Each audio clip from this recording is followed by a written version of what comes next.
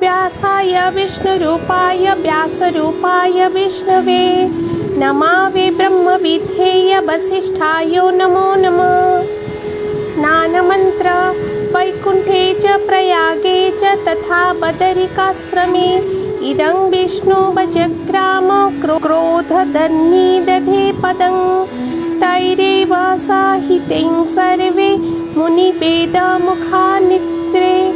कार्तिकेऽहं करिष्यामि प्रातस्नान जनार्दन प्रीत्यार्थे तव देवेश दामोदर मया सह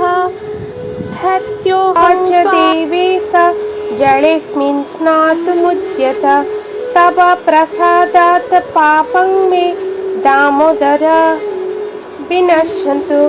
नित्ये नैमित्तिके कृष्ण कार्तिके पापनाशनम्। अथ चतुर्थोऽध्यायः। नारदोवाच इत्युक्त्वा भगवान् कृष्ण सफरी तुल्यरूपधृक् खट्पपातञ्चले विद्यावासिनं कश्यपस्य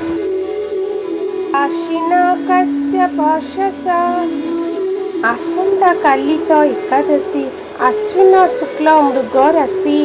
यक्ष धनिष्ठा पुण्यकाल सर्वमंगल जोगे चल मीन स्वरूप सिंधुनीरे प्रवेश हुअन्ति जे जाहारे मुहि होइबि मत्स्यरूपी नदी सरित सिंधु व्यापी खोजी मारिबि वेद चोर खाओ संशय करि दूर हसिरे घेनी ब्रह्मा शंकर सुर मुनि विविध मीन रूप धरी प्रवेश हेले ऋण पारी हुअन्ते जे शुण सती एआति अवतार कीर्ति कश्यप नामे तपचारी विंध्य पर्वते वास करी विष्णु संतोष प्रीति आसे रही जे थिले चतुर्मासे से स्थाने सरस्वती नदी विंध्य पर्वत मृणु भेदी दक्षिण सागर गामिनी से जले प्रातः स्नान मुनि अण उदय स्नान सारी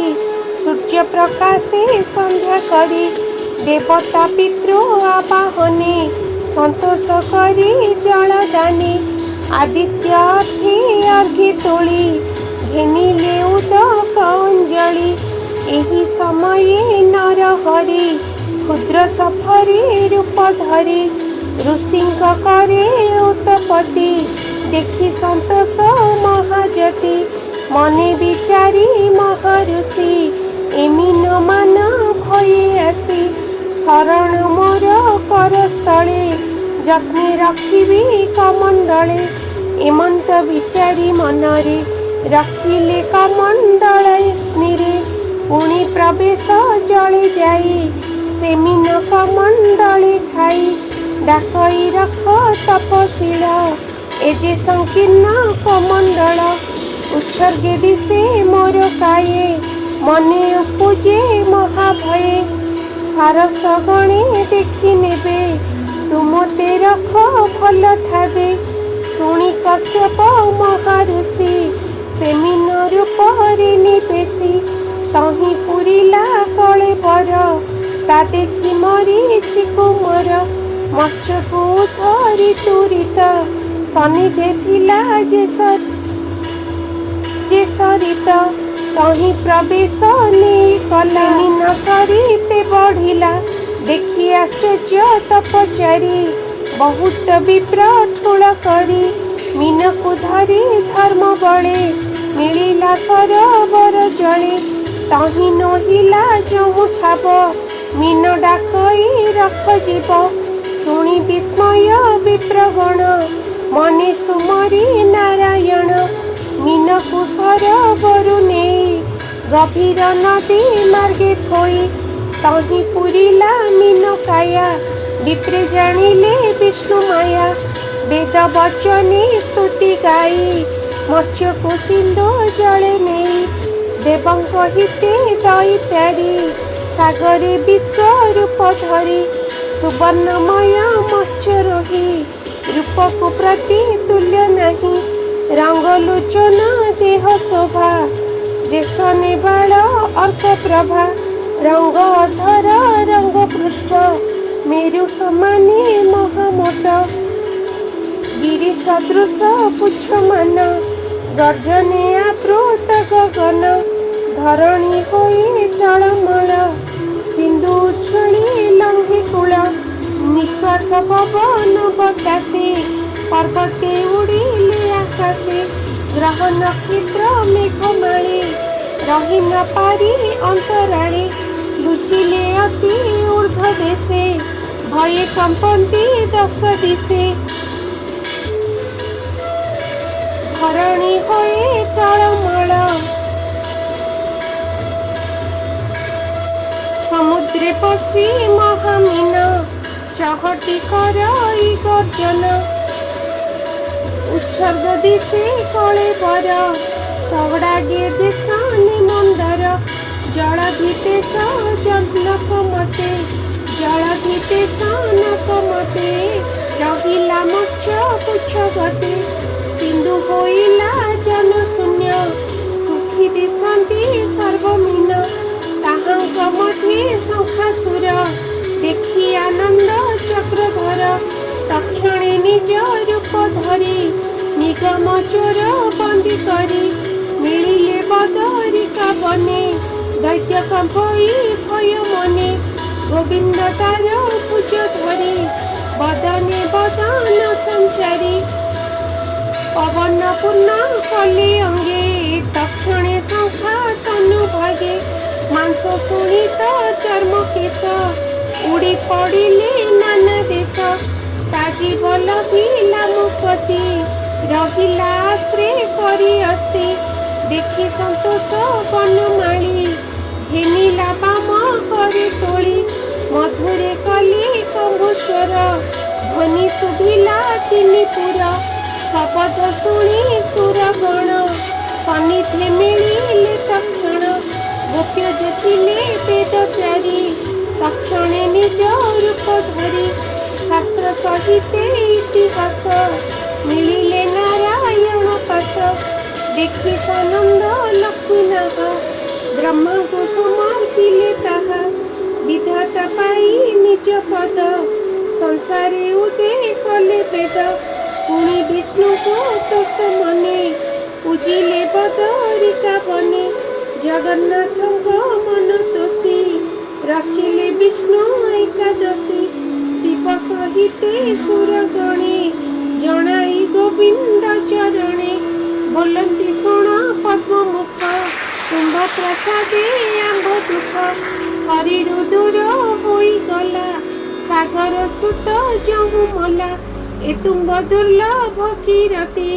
प्राणी की देई सदगति जेवण काले भगवान आंभ को होइले प्रसन्न आरेक दिने अवतरी सागरे मीन रूप धरी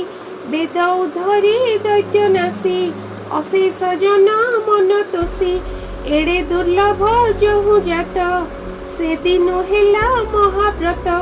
दशमी तिथि आदि करी द्वादशी मध्य व्रतचारी मध्य दिवस उपवासी व्रत करिबे एकादशी बेनी पक्षरे बेनी बार व्रत पालिबे सुर नर संकल्पे तुम नाम चिंती खंडिबे त्रिगुण विपत्ति अंते लभिबे तुम्भ पुरी एमंत आज्ञा देवा हरि शुणी संतोष दया निधि बोइले व्रत हेउ सिद्धि एमंत बोली तहु चली प्रयाग तीर्थे जाई मिली पवित्र जले स्नान करी बेगे पूजिले दैतारी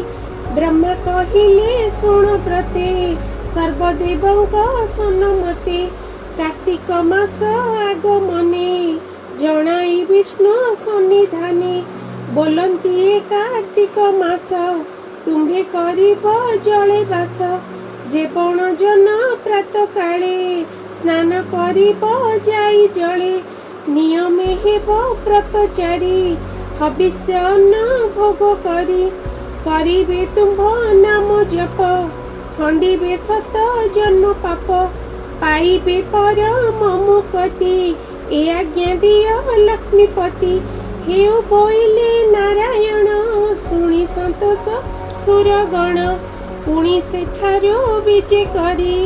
मिलिले वाराणसी पुरी से स्थाने शिव पूजा करी ब्रह्मा को चाही नर हरि बोलंती शुण वेद वर ए तीन क्षेत्र प्रिय मोर प्रयाग बदरिका काशी जे बण जन एथे आसी तीर्थे स्नान करी क्षेत्रे जेबे रहिब दिने मात्रे ताहांकु न दंडिब जम अंते से जीव मोर धाम एमंत आज्ञा परमाणे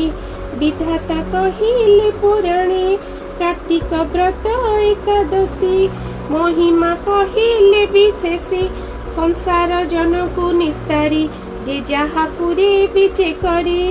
कथा प्रसंगे नारायण कहिले पवित्र पुराण प्रकाश पद्म मुख जेणु पद्म पुराण नाम तेणु उत्तराखंडे जे महिमा शुणी संतोष सत्यभामा उत्तराखंड जे महिमा शुणी संतोष सत्यभामा तांक बल्लभ पाद तले अशेष भक्त जन मेले नमई महादेव दास दया सागर पीतवास इति श्री पद्मपुराणे उत्तराखंडे कार्तिक महात्म्ये मत्स्यावतार महिमा कथने वेदचोर शंखासुर वध नाम चतुर्थाध्यायः।